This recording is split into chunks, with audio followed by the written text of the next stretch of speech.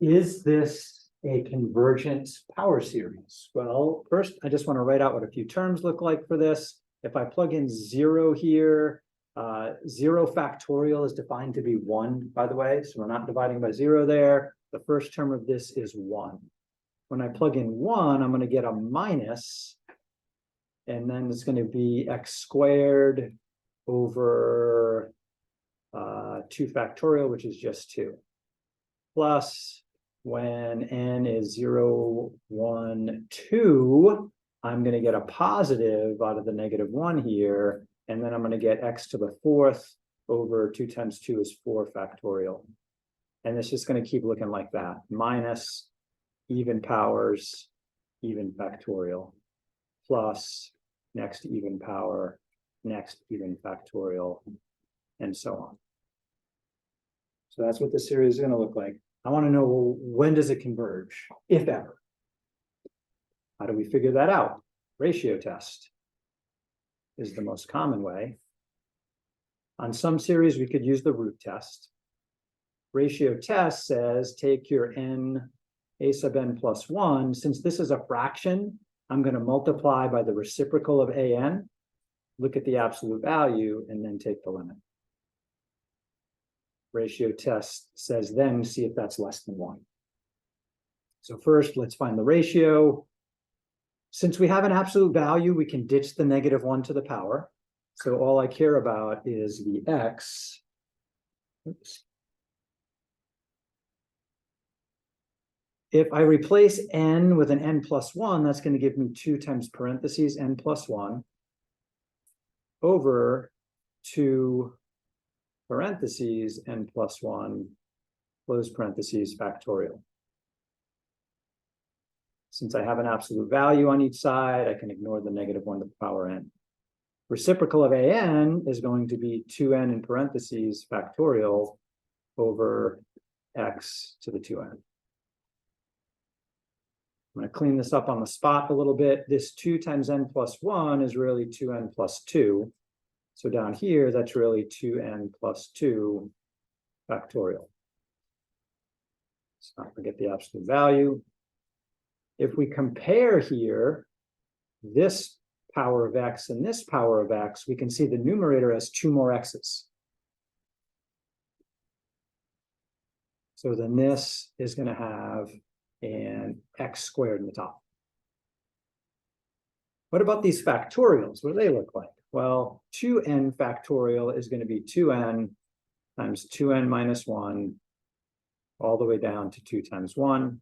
2n plus 2 factorial is going to be 2n plus 2 times 2n plus 1 times 2n times 2n minus 1, and so on, all the way down to 2 times 1. And I can see that they line up quite a bit. The whole 2n factorial part cancels top and bottom, leaving me these extra 2 terms here. So I have in the denominator left behind a 2n plus 2 times 2n plus 1. Can't really clean it up anymore besides multiplying that together. I don't really feel like multiplying the denominator is not going to help. So now I'm ready to take the limit. What is the limit of that sucker as n goes to infinity?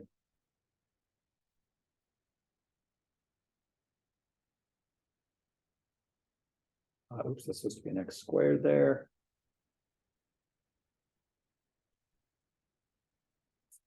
Well, the limit is n is changing. So from the limit's perspective, x is fixed. It's like effectively 1. So you could, yeah, you could call the numerator 1 if we wanted to. We could call it 10 if we wanted to. It's just some number. So the numerator is fixed according to this limit, but the denominator is growing. Well, if we have a fixed numerator but a growing denominator, then that limit's going to go to 0.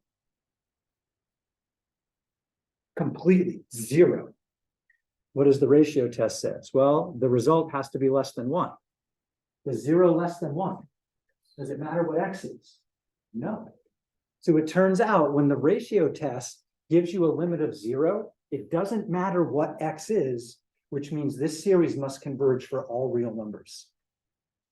So this right here implies that the radius is infinite.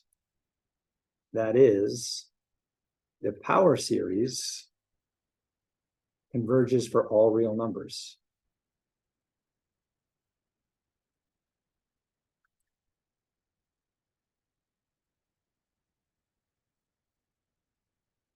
Let's look at a few terms of this graphically to see what this looks like as a function. So rather than type individual terms into Desmos, I can just type that summation formula. I can't put an infinity, but I can say, let's just go as far as n equals 4, for example, like we have drawn on the board here. So let's reset Desmos here. Oops. Reload. All right, so I want the sum as n goes from 0. I'm going to go up to 4 for now. We can extend it in a minute. Of the fraction, parentheses, -1, close parentheses to the n, times x raised to the power. And since the power is complicated, I'm going to put it in parentheses to be safe. Sometimes you need this, sometimes you don't. In the denominator, it's a parentheses 2n, close parentheses, factorial. Ooh, that's cute.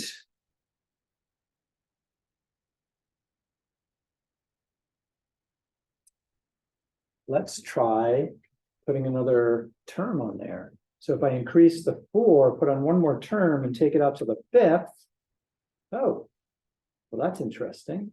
What about the 6th power? Huh. 7th power? Gross. 8th power? 9th power? 10th power? What is this starting to look like? That looks familiar.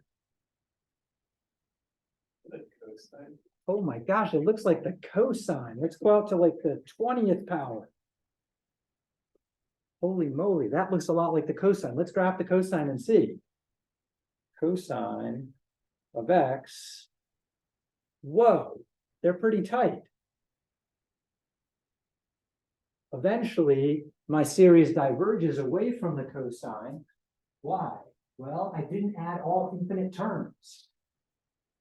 So we have some empirical evidence here that this series converges to the cosine. Interesting. Now, this thing up here is a function, so I'm going to sneak in front of the sum here and call it f of x. And just to kind of check, I know that, for example, the cosine, if I were to plug in pi, then that should give me a 1. Cosine of pi is 1. That's the peak here. So let's check that. What is f of pi? Does it match the cosine? Let's see. Pi would be right here. Sorry, I was thinking 2 pi over there. Yeah, pi would be a -1. This says it's -1. Now, is it really exactly -1? The answer is no, but the calculator ran out of decimal places and said, it's close enough to -1. It's not exactly. It's just as close as the calculator can reckon to 1. So sometimes these power series in their limit represent known functions, and sometimes they don't, which means a power series is a new kind of function that we've never seen before. So our goal over the next couple of weeks is to explore power series in a couple of different ways. Given a power series, can we find for what x values it converges? And 2, can we generate new useful power series that tell us how to do math we didn't know how before? Those are our 2 big goals here.